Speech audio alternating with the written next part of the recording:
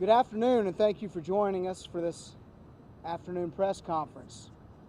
Today we have Captain Joel McNelly of the Violent Crimes Division, who's going to provide us with an update from a homicide from this past weekend that took place in the Eastway Division.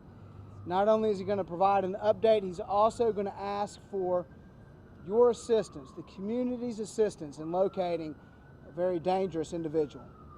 Captain McNelly.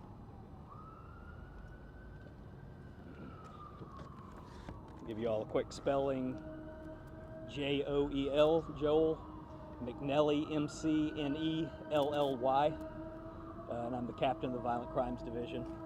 I know it's not very often that we call you here on such short notice, but this is something that's so concerning to us and so concerning to the public that we had to get this out now, because there's a dangerous individual that we want to get off the street and get him off the street as fast as we can. I want to let you know before I start that everything I'm going to talk about today is active and ongoing investigations, and so I'll apologize up front, but the little bit that I'm able to give you is going to be about all we're able to give you. We don't want to jeopardize the integrity of these cases. And it's also really important that information that we put out doesn't cloud the memory of witnesses and therefore jeopardize our investigation. So today we're asking for the public's help in locating Malek Moore, M-A-L-E-K, M-O-O-R-E, Malek Moore, born 6/1 of 1992. Moore has been charged in the murder of Gabryelle Allnutt. She was a 29-year-old artist who traveled to Charlotte recently to escape Hurricane Ida and was here with associates. Moore, frankly, is just a danger to the public right now. And our goal in talking to you today is to get him located. We need the eyes of the community everywhere out there looking for more. We've given you his picture, and we need people looking for more. So here's the sequence of events that we're going to unfold for you today. On Sunday, September 5th, shortly before noon, a victim was assaulted on the Greenway near the 2100 block of North Davidson. On that same day, shortly before 10 p.m., Gabryelle Allnutt was murdered on 22nd Street.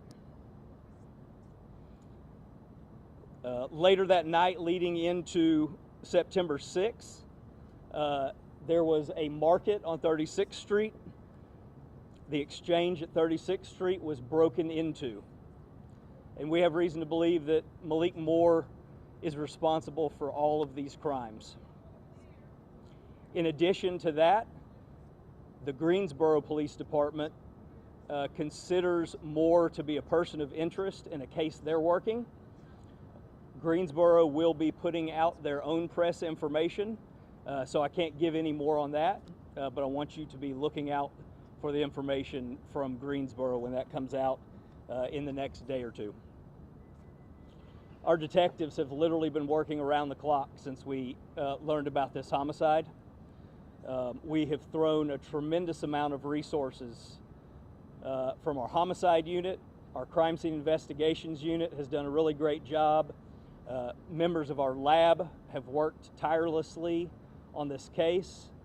Our VCAT unit has started the manhunt for Malek Moore.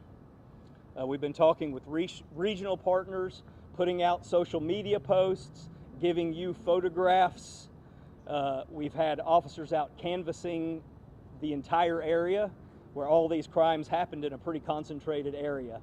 And so we're doing everything that we can to get Malek Moore into custody, and we need the public to join in with us on that.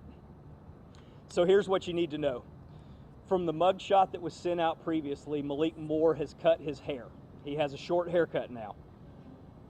We also believe that he may frequently travel by rail, and so we ask communities along rail lines north and south of Charlotte to pay particular attention to those areas.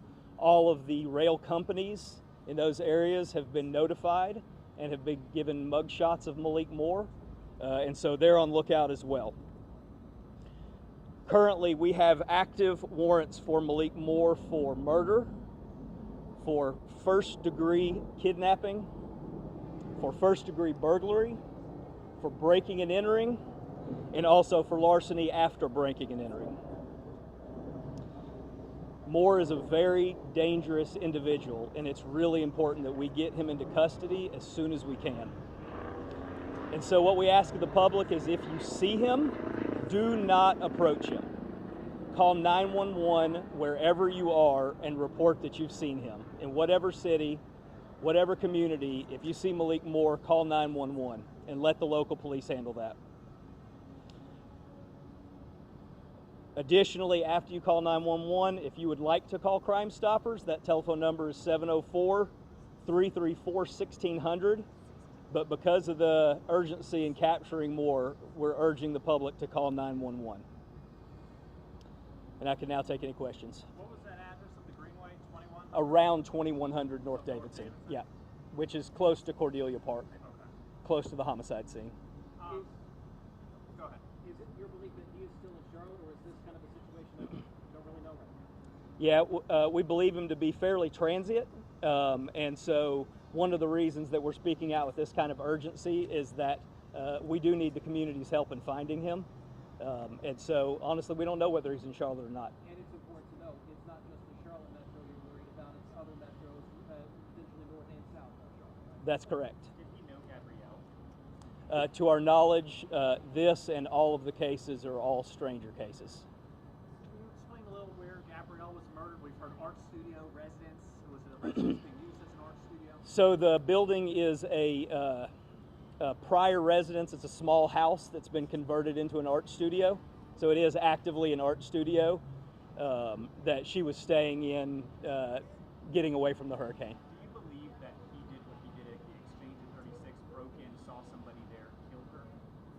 So the crime at the exchange at 36 was a break-in that happened hours after the murder. Do you think the same thing, though, happened where he broke into the art studio? What are the series of events there? So that is part of our investigation right now, exactly how all that happened. Again, I can't give details of that because that's a really, really active and ongoing investigation on exactly how it all unfolded. But we are confident that Malek Moore is responsible for the murder of Gabryelle Allnutt. What has the victim said to officers or detectives from the Greenway incident? Again, I'm not going to offer additional details into that. Right now, we can tell you that there was an assault on the Greenway, and that we believe Malek Moore is responsible for that assault. Is the victim okay now? The victim is okay, yes. Can you comment anything as far as how quickly and how you were able to basically put all three of these cases together? Well, first of all, we put these cases together based on proximity. All of our detectives and all the units work really closely together. And so when they saw these similarities in these cases, especially the condensed time frame and the condensed geography of where these crimes happened, honestly, we've looked at everything that's happened in that geography, and at this time, we can say that those three cases are related. And as far as the condensed time frame, give me a sense, just say directly here, about what time frame this was in between, as far as like how much time did this? So this is Sunday at around noon until the early hours of Monday morning. So we're talking about maybe 14 to 16 hour time frame. A lot of Optimus Park residents are on edge tonight because of all these crimes occurring. See if you're going to have a presence out there. Yeah, sure, absolutely. Optimus Park, Belmont, that whole area right there, I can understand that residents would be nervous about all this. They should know that our Eastway Division has put a significant presence of officers in those areas, including along the Greenway, bicycles, dual sport motorcycles, officers patrolling. We're really throwing the kitchen sink at this thing. Yeah.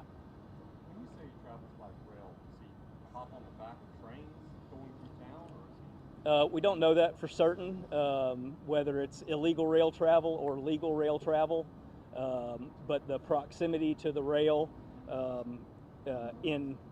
in his travels is something that makes us believe that he might travel by rail. So we think that's an important thing to put out for people to be on lookout for. Is there a reason to be We don't have anything specific to that. The light rail obviously is right there in that rail corridor. We have also partnered with CATS and viewed video and done everything we can to identify where he might be, and in that we have not identified him using light rail at this time. What would you like people who live in those communities to do tonight to keep themselves safe, even if they don't see them? Yeah, the people in those communities, obviously you should always lock your doors at night. Obviously be on lookout, make sure your neighbors know what's going on. Turn on all your lights outside if people have alarm systems or camera systems, video doorbells or video systems. Just make sure all that's functioning properly. The likelihood that someone who's done these kind of things is going to remain in that same area is probably smaller. But of course, anyone who lives, close to where something like that happened has every right to be concerned about their safety. Can you confirm that Moore was out on parole, and if so, what for? We have, yes, we can confirm that he was out on parole and that a parole warrant had been issued for him. I don't know the specifics of what he was in custody for or what he was on parole for. We're working now with DOC to try to clarify everything about his times of incarceration and parole, to clarify all of that with DOC. You bring up that he's violent. What is it about him that is making him stand out, I guess, heads above the other violent crimes you guys see here in Charlotte? Yeah, I mean, probably the one thing that really makes him stand out is that this is a stranger case. We have homicides, all the time, and they are all tragic events, and in most of those cases, it's people who know each other and people who have some kind of, prior disagreement or something like that. This is a complete stranger attacking complete strangers unprovoked, and so it heightens our awareness of people who are just trying to get out for exercise or just trying to enjoy their time in another city in safety, and are not engaging in any kind of risky behavior. To be victimized in this way is definitely of urgent concern to us.